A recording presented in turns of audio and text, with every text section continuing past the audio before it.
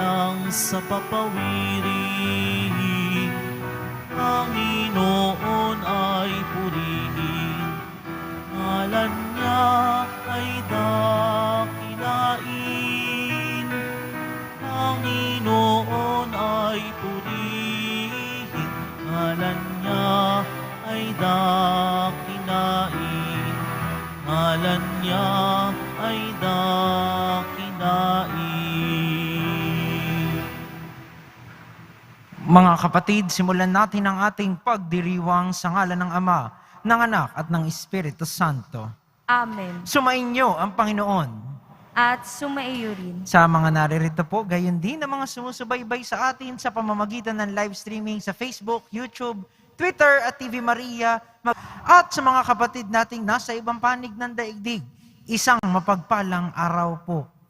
Paalala po sa atin ang ating mabuting balita ng ating pong Jesus Nazareno na ang tunay na pagiging Kristiyano, ang tunay na pagiging tao ay ang pagbibigay sa Kanya ng higit na pinakamahalaga.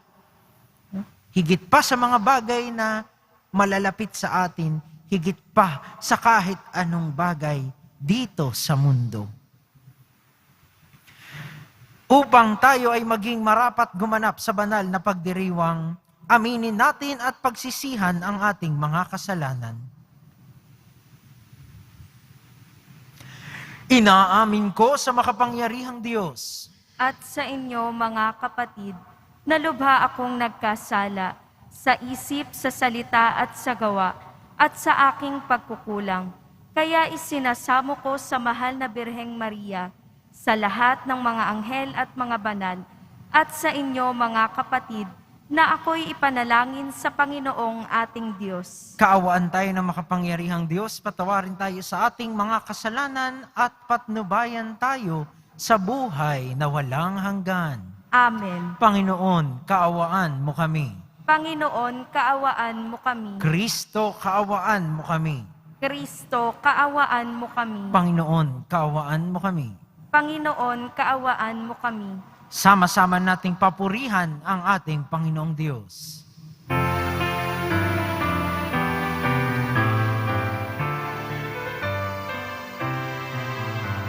Pero ng Diyos, anak ng Ama,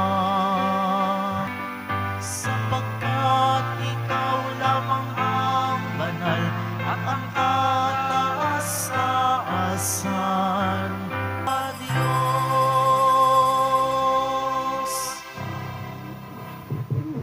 Manalangin tayo. Ama naming makapangyarihan, kaming mga tinubos mo at kinupkup, ay tunghayan mo ngayon sa iyong kagandahang loob, upang sa pagsampalataya sa anak mong si Kristo, makamtan ang kalayaan at pamana sa piling mo. Sa pamamagitan niya, kasama ng Espiritu Santo, magpasawalang hanggan. Amen. Magsiupo muna ang lahat.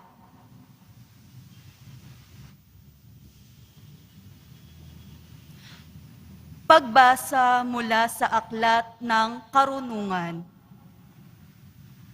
Sinong tao ang makatatarok ng kaisipan ng Diyos? Sino ang makaaalam sa kalooban ng Panginoon? Kapos ang kaisipan ng tao at marupok ang aming mga panukala, sapagkat ang aming kaluluwa ay binabatak na pababa ng aming katawang may kamatayan. Ang aming katawang lupa ay pabigat sa isipang punong-puno ng mga panukala. Nahihirapan kami para mahulaan man lamang ang nilalaman ng daigdig. Nahihirapan din kami upang malaman kung ano ang mga bagay sa paligid namin. Sino kung gayon ang makauunawa sa mga bagay na makalangit? Walang makaaalam ng inyong kalooban, malibang bigyan mo siya ng iyong karunungan at lukuban ng inyong diwang banal mula sa kaitaasan. Sa ganitong paraan lamang maiwawasto mo ang mga tao sa matuwid na landas. Ang salita ng Diyos. Salamat sa Diyos. Poon amin kang tahanan, noon, ngayon at kailanman. Poon, amin kang tahanan, noon, ngayon at kailanman. Yaong taong nilikha mo'y bumabalik sa alabok, sa lupa ay nagbabalik kapag iyong iniuutos. Ang 1,000 mga taon ay para bang isang araw, sa mata mo, Panginoon, isang kisap mata lamang. Isang saglit sa magdamag na ito ay dumaraan. Poon, amin kang tahanan, noon, ngayon at kailanman. Mga tao'y pumapanaw na para mong winawalis, parang damo sa umagang tumubo sa panaginip, parang damong tumutubo na may taglay na bulaklak, kung gumabing nalalantat, bulaklak ay nalalagas. Poon, amin kang tahanan, noon, ngayon at kailanman. Yamang itong buhay namin maikli lang na panahon, itanim sa isip namin upang kami ay dumunong. Hanggang kailan magtitiis na magdusa, Panginoon, kaming iyong mga lingkod na naghihirap sa ngayon. Poon, amin kang tahanan, noon, ngayon at kailanman. Kung umagay ipadama, yaong wagas mong pag-ibig, at sa buong buhay namin may galak ang aming awit. Panginoon naming Diyos, kami sana'y pagpalain, magtagumpay sana sa anumang aming gawin. Poon, amin kang tahanan, noon, ngayon at kailanman.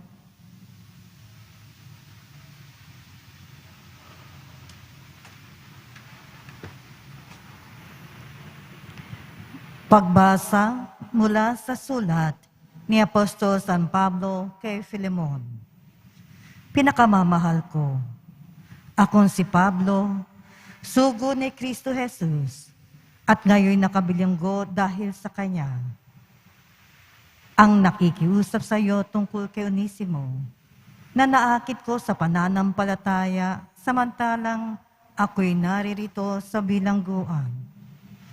Pinababalik ko siya sa iyo at para ko nang ipinadala sa iyo ang aking puso.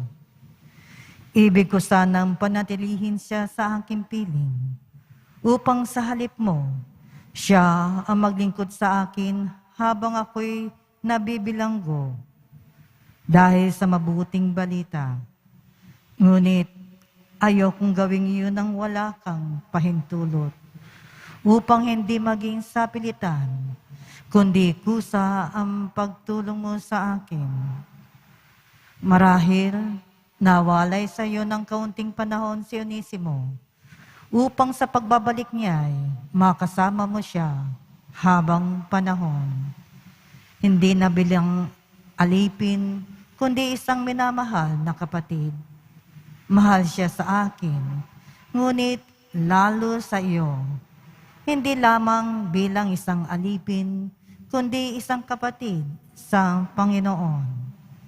Kaya't kung inaari mo akong tunay na kasama, tanggapin mo siya tulad ng pagtanggap mo sa akin. Ang salita ng Diyos. Salamat sa Diyos. Magsitayo po ang lahat.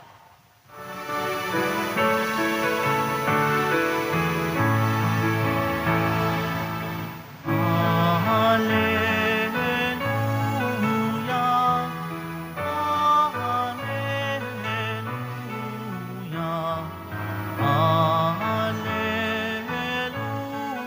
hallelujah, hallelujah, hallelujah. Poon iyong pasikatin, kagandahan ng loobin, ng kabutihan mo sa amin. Hallelujah, hallelujah, hallelujah, hallelujah.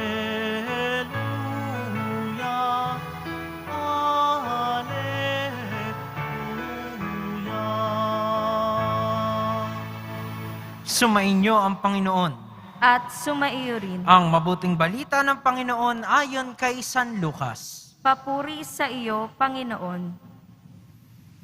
Noong panahong iyon, sumama kay Jesus ang napakaraming tao. Humarap siya sa kanila at kanyang sinabi, "Hindi maaaring maging alagad ko ang sino mang umiibig sa kanyang ama at ina, asawa at mga anak, mga kapatid, at maging sa sarili niyang buhay ng higit sa akin. Ang sino mang hindi magpasan ng sariling krus at sumunod sa akin ay hindi maaaring maging alagad ko. Kung ang isa sa inyo'y nagbabalak magtayo ng tore, hindi ba uupo muna siya at tatayahin ang magugugol para malaman kung may sapat siyang salaping maipagpapatapos niyon? Baka mailagay ang mga pundasyon, ngunit hindi naman maipatapos. Siya'y kukutyain ng lahat ng makakakita nito. Sasabihin nila, nagsimulang magtayo ang taong ito, pero hindi naipatapos. O sinong hari na makikipagdigma sa kapwa-hari ang hindi muna uupo at pag-aaralang mabuti kung ang 10,000 niyang kawal ay maisasagupa sa kalaban na may 20,000 tauhan? At kung hindi niya kaya, malayo pa ang kalaban ay magsusugo na siya ng mga kinatawan upang makipagkasundo. Gayon din naman, hindi maaaring maging alagad ko ang sino man kung hindi niya tatalikdan ang lahat sa kanyang buhay." Mga kapatid, ang mabuting balita ng Panginoon. Pinupuri ka namin, Panginoong Hesukristo. Magsiupo muna ang lahat. Muli po sa mga naririto, gayon din ang mga sumusubaybay sa atin sa pamamagitan ng live streaming at sa mga kapatid nating nasa ibang panig ng daigdig. Isang mapagpalang araw po. Ano ba ang pinakamahalaga sa ating buhay? Maganda pong pagnilayan ito, lalong-lalo na, no? At kung papansin ninyo, hindi ko ginamit yung salitang importante. No? Yung importante kasi galing sa Ingles. Pero sa tingin ko, mas kuha ng salitang mahalaga. Yung mga bagay na para sa atin ay pagsusumikapan natin, pahahalagahan natin, bibigyan natin ng atensyon. No? Nakakabit din kasi yung mahalaga sa mahal. No, siyempre, isipin siguro natin, dahil nagtataasan din ang presyo ng bilihin, yung hindi kaya ng ating mga pera.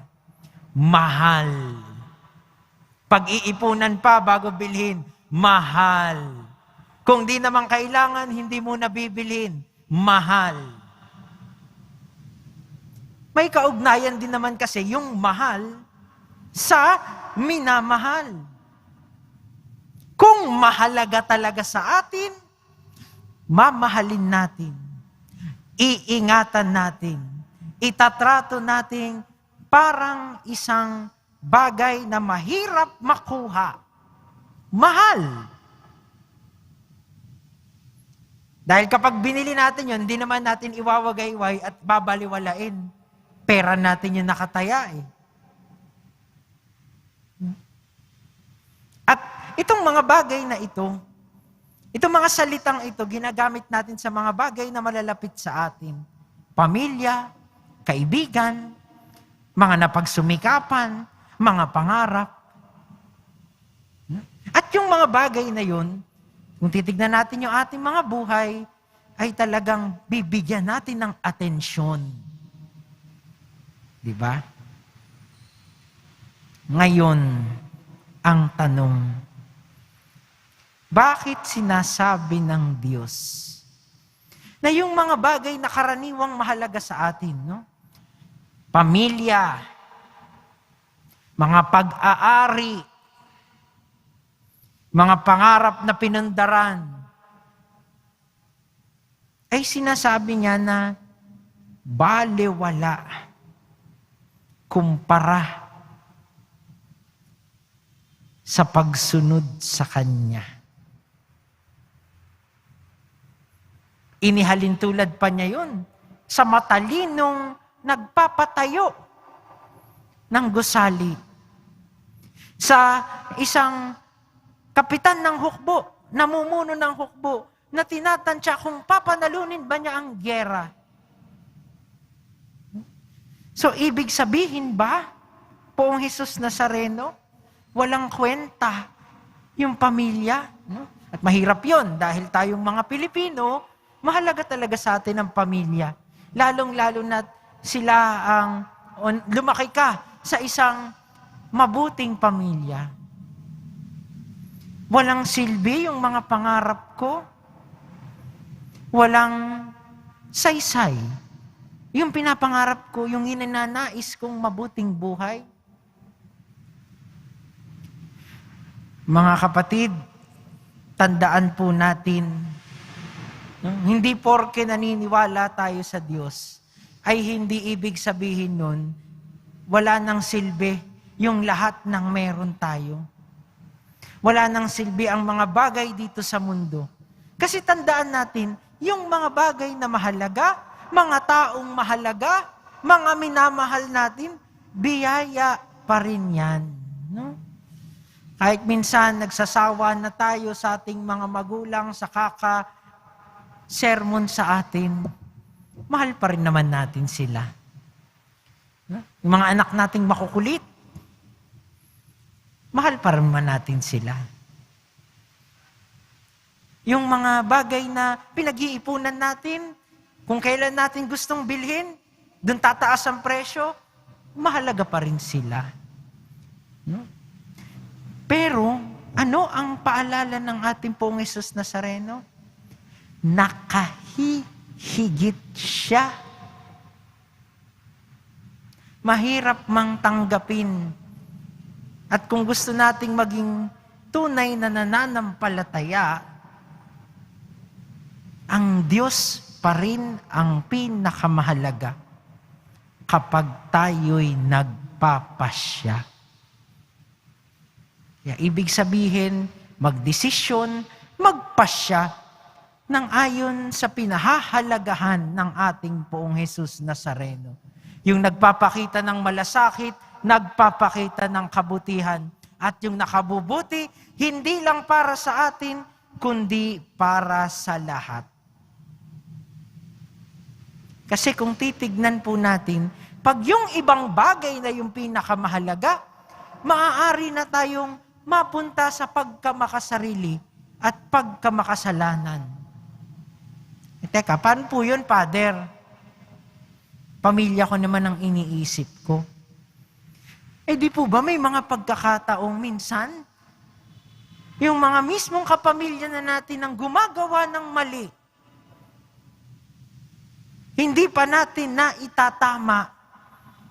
Minsan, masyado na nating inaalagaan na hindi na natututong magkanila.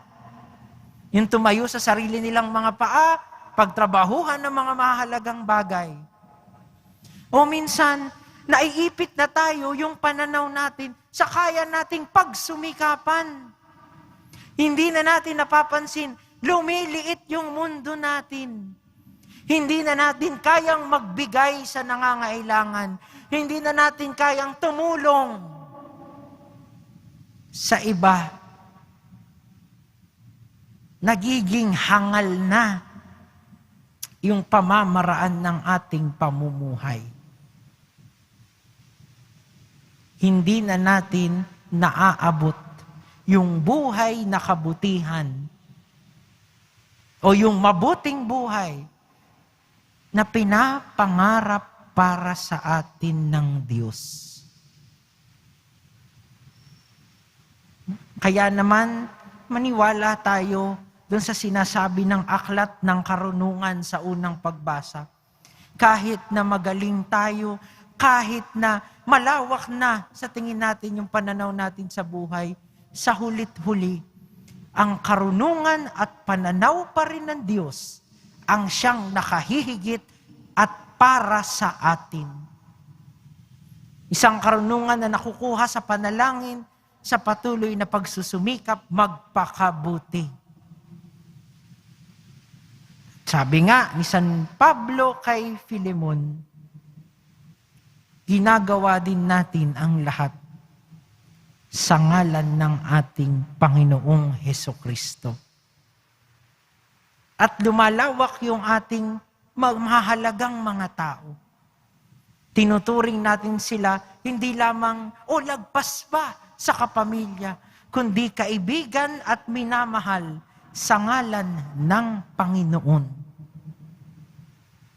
Kaya sa pagpapatuloy po ng banal na misa, hingin natin ang biyaya na maalala at kumilos ng may kamalayan na ang Diyos pa rin ang pinakamahalaga. Dahil nasa Kanya, yung buhay na hinahanap natin, kahit hindi pa natin alam. Sumunod lang tayo sa Kanya.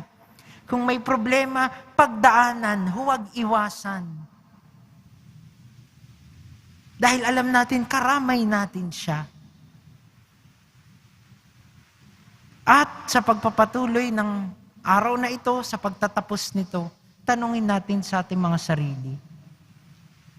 Ngayong araw ba ito, hiningi natin ang paggabay, ang pakikiramay, ang karunungan ng Diyos, lalong-lalo na sa mga mahahalagang desisyon natin sa buhay. Mahal na pong Jesus Nazareno, maawa ka sa amin. Magsitayo po ang lahat.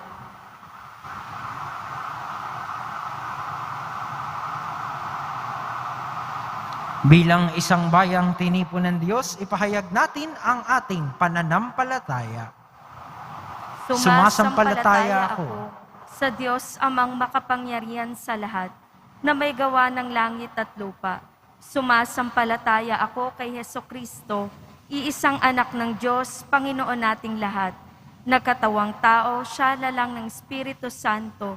Ipinanganak ni Santa Mariang Birhen, pinagpakasakit ni Poncio Pilato, ipinako sa krus, namatay, inilibing, nanaog sa kinaroroonan ng mga yumao.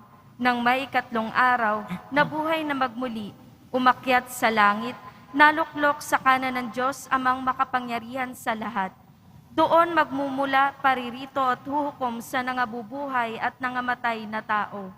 Sumasampalataya naman ako sa Diyos Espiritu Santo, sa banal na simbahang katolika, sa kasamahan ng mga banal, sa kapatawaran ng mga kasalanan, sa pagkabuhay na muli ng nangamatay na tao, at sa buhay na walang hanggan. Amen. Ama, sa pamamagitan ng iyong anak, nakakaya na naming pasanin ang aming mga krus at manatiling tapat mong mga tagasunod. Sikatan mo kami ng iyong liwanag at tulungan mo kaming maunawaan ang inyong karunungan. Kami dumadalangin, Ama, gabayan mo kami sa iyong karunungan. Ama, gabayan mo kami sa iyong karunungan. Para sa simbahan, maiayon nawa ni Papa Francisco na mga obispo, pari, diakono, at naming mga laiko, ang aming kalooban sa iyong kalooban, sa aming bawat pagpapasya at paglilingkod sa bawat isa, at sa sangkatauhan, manalangin tayo. Ama, gabayan mo kami sa iyong karunungan. Para sa lahat ng mga lingkod bayan, gabayan mo nawa sila tungo sa landas ng pagiging tapat na tagasunod mo. Mahayag nawa ito sa mga pulisyang kanilang lilikain at sa kanilang mahabaging pagpapatupad sa saligang batas. Manalangin tayo. Ama, gabayan mo kami sa iyong karunungan. Para sa mga nakararanas na matinding paghihirap ngayon, makatagpo nawa kami ng kaaliwan sa presensya ng mga taong nagmamahal at minamahal namin. Makita nawa namin ang aming mga pinagdaraanan bilang landas tungo sa pag-ibig mo. Manalangin tayo. Ama, gabayan mo kami sa iyong karunungan. Para sa mga mahal naming namayapa, tanggapin mo nawa sila muli sa iyong mapagmahal na mga bisi, lalong-lalo na silang mga nanatitiling tapat sa iyo, habang sila'y nabubuhay pa kapiling namin. Manalangin tayo. Ama, gabayan mo kami sa iyong karunungan. Sa ilang sandali ng katahimikan, itaas natin sa Diyos ang ating personal na kahilingan. Gayon din ang mga taong lubos na nangangailangan ng ating panalangin.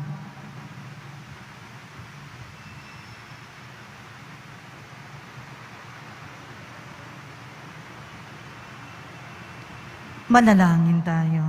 Ama, gabayan mo kami sa iyong karunungan. Ama naming makapangyarihan, gabayan mo kami nagsusumamo ang lahat ng aming mga pagpapasya at pagkilos upang, tulad ng iyong anak, kami manatiling tapat sa iyong walang hanggang kalooban sa pamamagitan ni Kristong aming Panginoon. Amen. Magsiupo po ang lahat.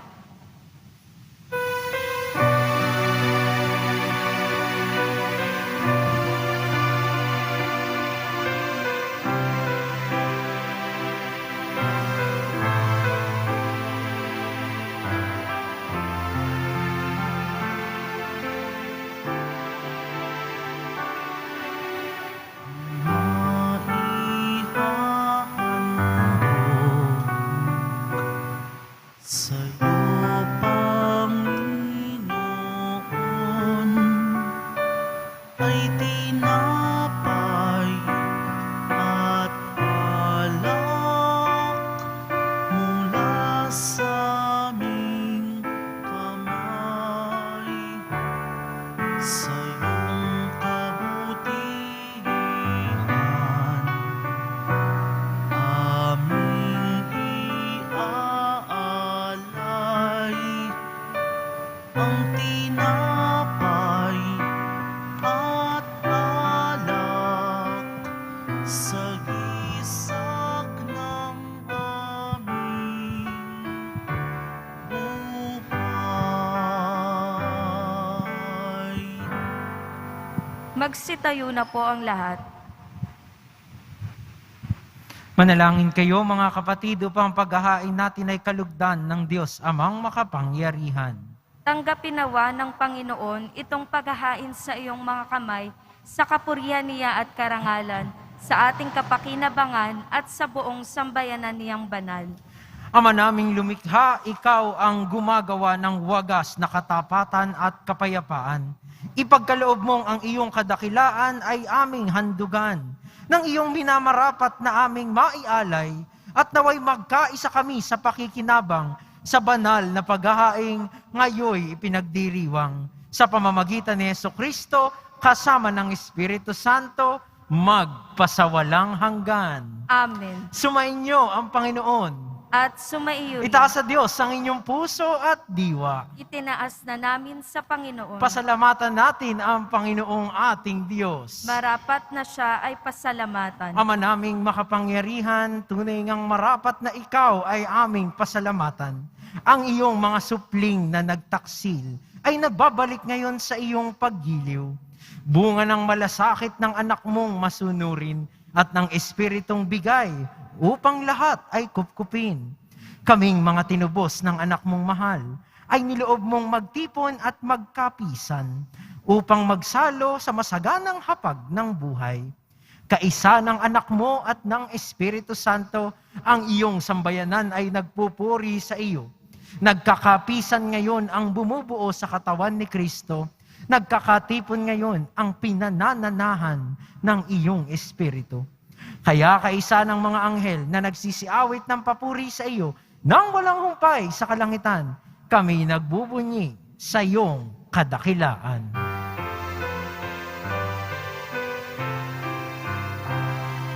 Santo, Santo, Santo, ang Ginoong Diyos ng mga hukbo, napupuno ang langit at lupa ng kadakilaan mo.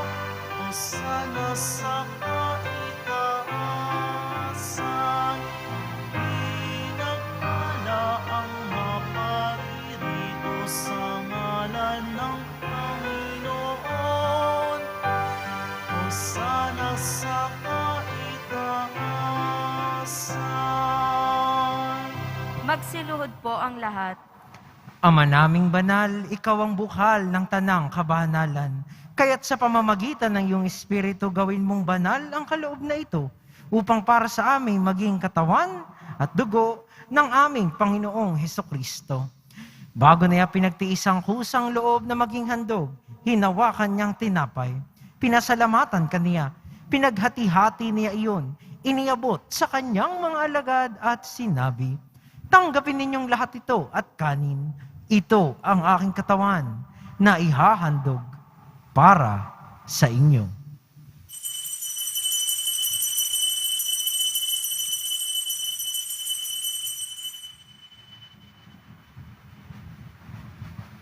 Gayun din naman, nung matapos ang hapunan, hinawakan niya ang kalis. Muli kaniyang pinasalamatan, iniabot niya ang kalis sa kanyang mga alagad at sinabi, "Tanggapin ninyong lahat ito at inumin. Ito ang kalis ng aking dugo, ng bago at walang hanggang tipan. Ang aking dugo na ibubuhos para sa inyo at para sa lahat, sa ikapagpapatawad ng mga kasalanan. Gawin ninyo ito sa pag-alala sa akin."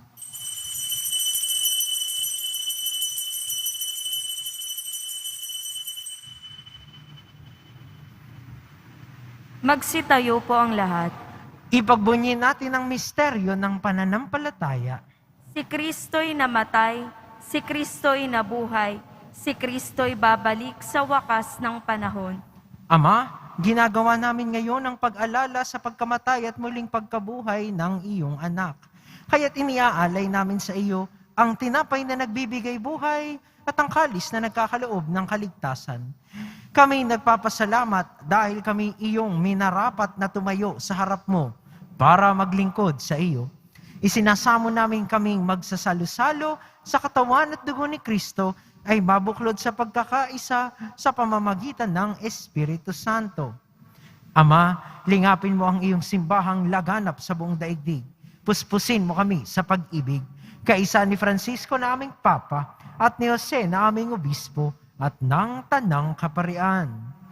Alalahanin mo rin ang mga kapatid naming nahimlay nang may pag-asang sila'y muling mabubuhay, lalong-lalo na si Antonio, gayon din ang lahat ng mga pumanaw. Kaawaan mo sila at patuloyin sa iyong kaliwanagan. Kaawaan mo at pagindapatin kaming lahat na makasalo sa iyong buhay na walang wakas. Kaisa ng mahal na Birheng Maria na Ina ng Diyos, ng kabiyak ng puso niyang si San Jose. Kaisa ng mga apostol, ni San Juan Bautista, at ng lahat ng mga banal na namuhay dito sa daigdig ng kalugod-lugod sa iyo, maipagdiwang nawa namin ng pagpupuri sa ikararangal mo sa pamamagitan ng iyong anak na aming Panginoong Hesukristo. Sa pamamagitan ni Kristo, kasama niya at sa Kaniya, ang lahat ng parangal at papuri ay sa iyo, Diyos Amang makapangyarihan, kasama ng Espiritu Santo, magpasawalang hanggan.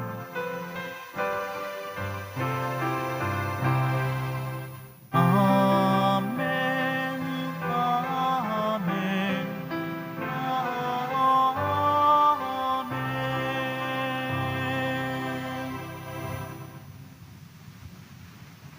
Sa tagubilin ng mga nakagagaling na utos at turo ni Jesus na Panginoon natin at Diyos, ipahayag natin ng lakas loob. Ama namin, sumasalangit ka, sambahin ang ngalan mo, mapasa amin ang kaharian mo, sundin ang loob mo dito sa lupa para nang sa langit. Bigyan mo kami ngayon ng aming kakanin sa araw-araw, at patawarin mo kami sa aming mga sala, para nang pagpapatawad namin sa mga nagkakasala sa amin. At huwag mo kaming ipaintulot sa tukso, at iadya mo kami sa lahat ng masama. Hinihiling namin kami iadya sa lahat ng masama, pagkalooban ng kapayapaan araw-araw, iligtas sa kasalanan, at ilayo sa lahat ng kapahamakan. Samantalang aming pinananabikan ang dakilang araw ng pagpapahayag ng tagapagligtas naming si Hesukristo. Sapagkat iyo ang kaharian, at ang kapangyarihan, at ang kapurihan magpakailanman. Amen. Panginoong Hesukristo, sinabi mo sa iyong mga apostol, kapayapaan ang iniiwan ko sa inyo. Ang aking kapayapaan ang ibinibigay ko sa inyo. Tungayan mo ang aming pananampalataya at huwag ang aming pagkakasala. Pagkalooban mo kami ng kapayapaan at pagkakaisa ayon sa iyong kalooban kasama ng Espiritu Santo magpasawalang hanggan. Amen. Ang kapayapaan ng Panginoon ay laging sumainyo. At sumaiyo rin. Magbigayan po tayo ng kapayapaan sa isa't isa.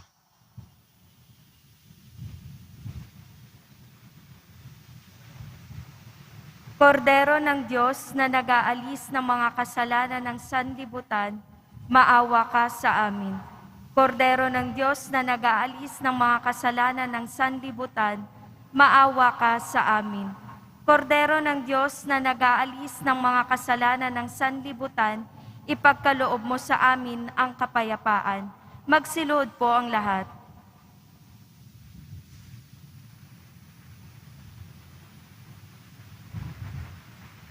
Mga kapatid, ito ang kordero ng Diyos. Ito ang nag-aalis ng kasalanan ng sanlibutan. Mapalad ang mga inaanyayahan sa kanyang piging. Panginoon, hindi ako karapat-dapat na magpatuloy sa iyo, ngunit sa isang salita mo lamang ay gagaling na ako. Katawan ni Kristo. Amen.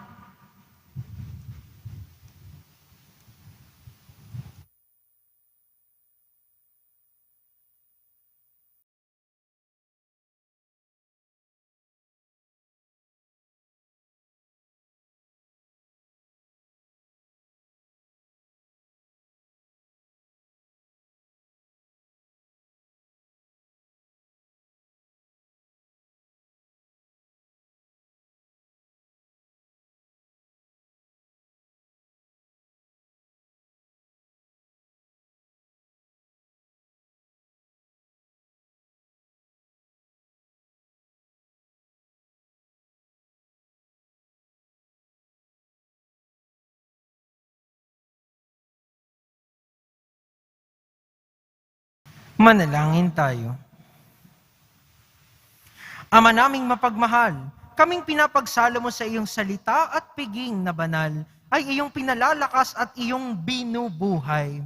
Pagindapatin mo kami makapakinabang sa buhay ng iyong anak, na para sa aming sarili niya ang alay, bilang aming tagapamagitan kasama ng Espiritu Santo, magpasawalang hanggan. Amen. Sumainyo ang Panginoon. At sumaiyo rin. Magsiyuko para sa pagbabasbas. Mahal na pong Jesus Nazareno, inihayag mo sa pamamagitan ng krus ang walang maliw na pag-ibig ng Diyos sa sangkatauhan. Pakinggan mo ang kahilingan ng iyong angkan na nagsusumamo sa iyo. Makamtanawa nila ang iyong katugunan at tanggapin ang kasagutan na may utang na loob na tinatanaw.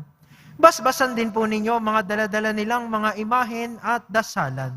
Sa pamamagitan ng bendisyong ito, naway maalaala nila ang mga pangako nila noon sa binyag, na ikaw ang kanilang iibigin at paglilingkuran bilang Panginoon, magpasawalang hanggan. Amen. At pagpalain nawa tayo ng ating makapangyarihan at mapagmahal na Diyos, Ama, Anak, at Espiritu Santo. Amen. Tapos na ang misa, humayo kayong dala ang pag-ibig at kapayapaan ng ating Poong Jesus Nazareno. Salamat sa Diyos. Magandang hapon po sa inyong lahat.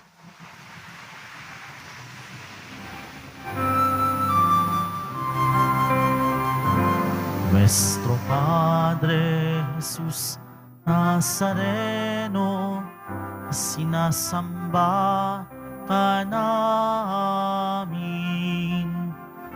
pinipintuho ka namin, aral mo ang aming buhay at kaligtasan.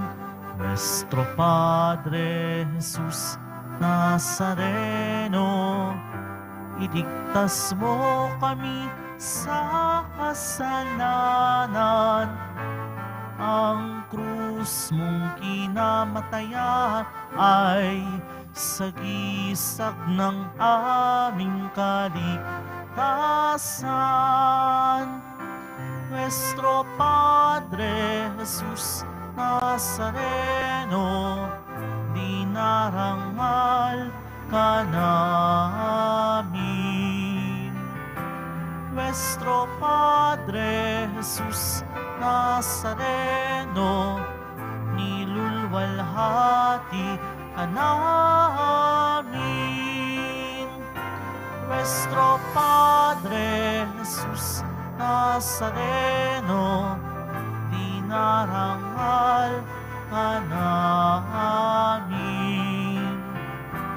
Nuestro Padre Jesus Nazareno, nilulwalhati ka namin.